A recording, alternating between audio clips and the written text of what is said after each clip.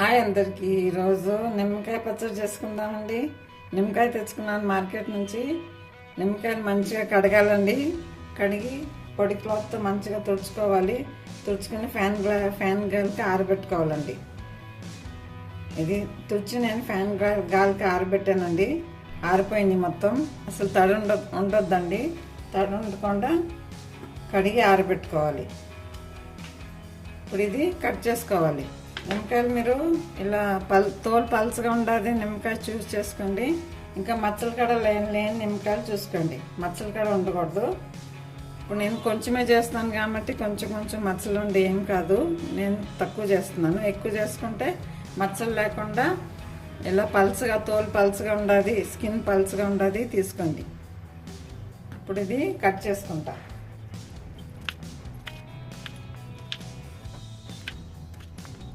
ఇలా ఒక నిమ్మకాయని 8 ముక్కలు కట్ చేశానండి. అలాగే అప్పుడే గింజలు కూడా తీసేయండి మీరు. ఎందుకని కట్ చేశానండి ముక్కలు. ఇప్పుడు దీనిలో సాల్ట్ వేసాను, 1 స్పూన్ ఫుల్ సాల్ట్ వేసాను. ఇప్పుడు ఈ ముక్కలు తీసుకున్న ముక్కలు ఈ బౌల్తో 2 బౌల్స్ అయినాయి.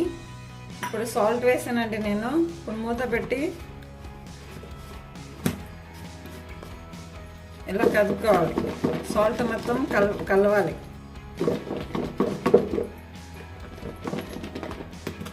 ఇప్పుడు ఇది గ్లాస్ జార్లోనే వేసుకోవచ్చు, మీరు ప్లాస్టిక్ జార్లోనే వేసుకోవచ్చు అండి. నేను ప్లాస్టిక్ జార్లో వేసాను. ఇప్పుడు ఇది పక్కన పెట్టుకుని 6-7 డేస్ ఓరనివ్వాలి. తడి తగలని చోట 6-7 డేస్ పెట్టుకోవాలండి. నార్మల్ బయటే పెట్టుకోవాలండి, ఫ్రిడ్జ్లో పెట్టద్దు. ఇది బయట పెట్టుకుందాం. కిచెన్లోనే పెడుతున్నాను నేను. 6-7 డేస్ తర్వాత ఓపెన్ చేస్తా. ఇలా రోజు ఇలా కలుపుకొని పెట్టుకోవాలండి. రోజు కలవాలి. సాల్ట్ ఇలా షేక్ చేసి పెట్టుకోవాలి. రోజు ఒకసారైనా షేక్ చేయాలి. అలా 6-7 డేస్ పెట్టుకుంటా. ఎందుకంటే నిమ్మకాయలో సాల్ట్ వేసి పెట్టాను కదా. 6 డేస్ అయింది. చూడండి మెత్తగా అయిపోయింది నిమ్మకాయలు. ఇలా మెత్తగా అవ్వాలి. ఇవి ఉడకబెట్టి కూడా చేస్తారండి. ఉడకబెడితే చేదొస్తుంది నిమ్మకాయ. ఇలా సాల్ట్లోనే ఊరబెట్టాలి. ఇలా మెత్తబడిని. ఇప్పుడు మనం దీంతో పచ్చడి చేసుకుందాం. స్వీట్ పచ్చడి చేసుకుందాం. ఇప్పుడు మనం ఒక మసాలా ప్రిపేర్ చేసుకోవాలి. దీనిలో 1 స్పూను సోంపు వేసాను, 1 స్పూన్ జీరా, 1 స్పూన్ ఫుల్ ధనియాలు 2 స్పూన్స్ వేస్తున్నాను, 4-5 మిరియాలు.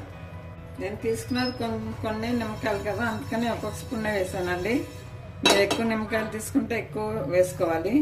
ఇది కొంచెం లైట్గా వేడయ్యే వరకు ఫ్రై చేసుకోవాలి. లైట్గా ఫ్రై అవ్వాలి. ఎందుకంటే ఫ్రై అయిందండి. ఇప్పుడు మనం దీనికి పౌడర్ చేసుకోవాలి. స్టవ్ ఆఫ్ చేసాను. చల్లగా అయినాక పౌడర్ చేసుకుందాం. ఇప్పుడు బెల్లం తీసుకున్నాను. బెల్లం తురుముకోవాలి.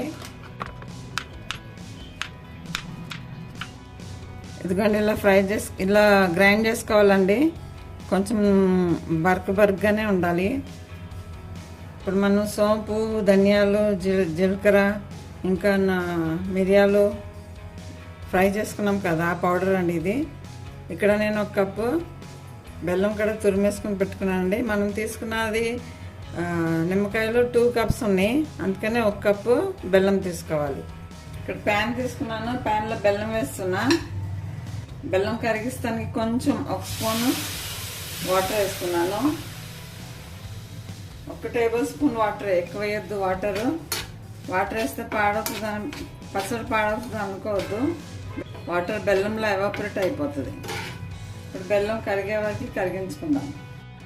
ఎందుకంటే బెల్లం కరిగిపోయింది. ఎక్కువ బాయిల్ చేయదండి బెల్లం, లేకుంటే గట్టి పడిపోతుంది. స్టవ్ ఆఫ్ చేసాను. ఇప్పుడు దీనిలో మనం పౌడర్ చేసుకున్నాం కదా, ఆ పౌడర్ వేస్తున్నాను. ఆ పౌడర్ 1 టేబుల్ స్పూన్ వేసానండి. కొంచెం వాము ఇలా క్రష్ చేసి వేస్తున్నా. కొంచెం కలంజీ సీడ్స్, కలంజీ అంటే ఆనియన్ సీడ్స్ ఉంటే వేసుకొని, లేకుంటే లేదు. కానీ వేస్తే చాలా టేస్టీగా ఉంటుంది. కొంచెం ఇంగువ అంతే. ఇప్పుడు ఇవన్నీ మంచిగా కలుపుకోవాలి. ఇక్కడ 1 టేబుల్ స్పూన్ కారం వేస్తున్నా. కారం నేను కాశ్మీరీ రెడ్ చిల్లీ పౌడర్ తీసుకున్నానండి. మీరు నార్మల్ కారం తీసుకుంటే కొంచెం తక్కువ వేసుకోండి. ఇది నేను కలర్ కోసం యూజ్ చేశాను. కొంచెం స్పైసీగా ఉంటుంది. కారం కలిసిపోయేటట్టు కలపాలి. ఇప్పుడు మనం నిమ్మకాయలు వేసుకుందాం.